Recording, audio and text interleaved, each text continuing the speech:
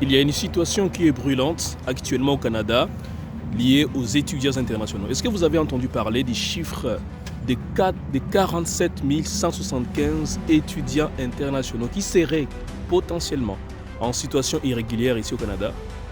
Mes amis, c'est très grave. Et lorsqu'on lit ce qui a été rapporté par une représentante du ministère de l'Immigration, Réfugiés, Citoyenneté Canada, on apprend que parmi les causes qui sont à la base de cette potentielle irrégularité, eh bien, c'est le fait de n'avoir pas étudié dans un établissement d'enseignement. C'est-à-dire qu'il y a des étudiants qui sont arrivés au Canada, qui se sont inscrits. Malheureusement, ils ne se sont jamais présentés à leur établissement d'enseignement. D'autres ont commencé bel et bien à étudier, mais n'ont pas terminé leurs cours, ont changé d'établissement d'enseignement, mais n'ont pas signalé à leur premier établissement d'enseignement pourquoi finalement ils ont arrêté les cours. D'autres sont arrivés au Canada, mais ils n'ont jamais étudié. Plutôt, ils se sont mis à travailler, ce qui est irrégulier lorsqu'on n'étudie pas à temps plein.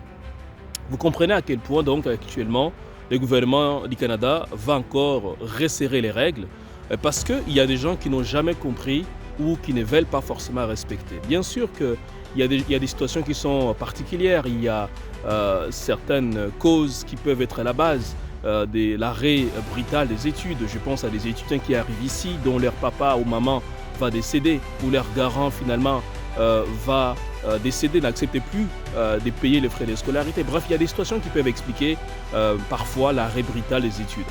Mais de grâce, lorsque vous voulez venir au Canada, moi j'ai dit aux gens, il faut absolument se doter des bonnes informations auprès des bonnes personnes. Parce que c'est ça qui va vous aider à ne plus se retrouver dans ce genre de situation. Alors qu'est-ce qui arrive dans les prochains mois? Eh bien, 3 choses. La première chose, on va pouvoir rappeler à ces étudiants de pouvoir respecter les règles.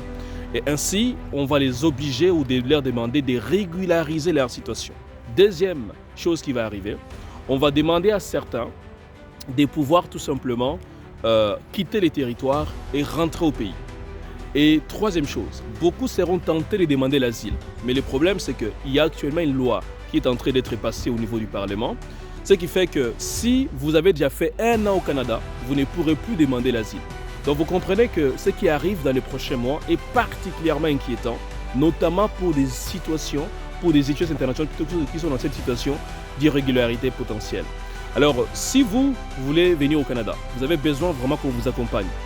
Ça nous fera plaisir. On a déjà accompagné plus de 300 étudiants à venir ou à s'installer ou à trouver un emploi ici au Canada.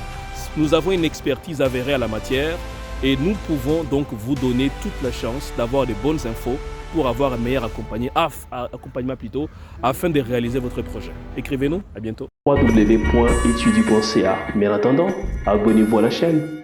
À très bientôt.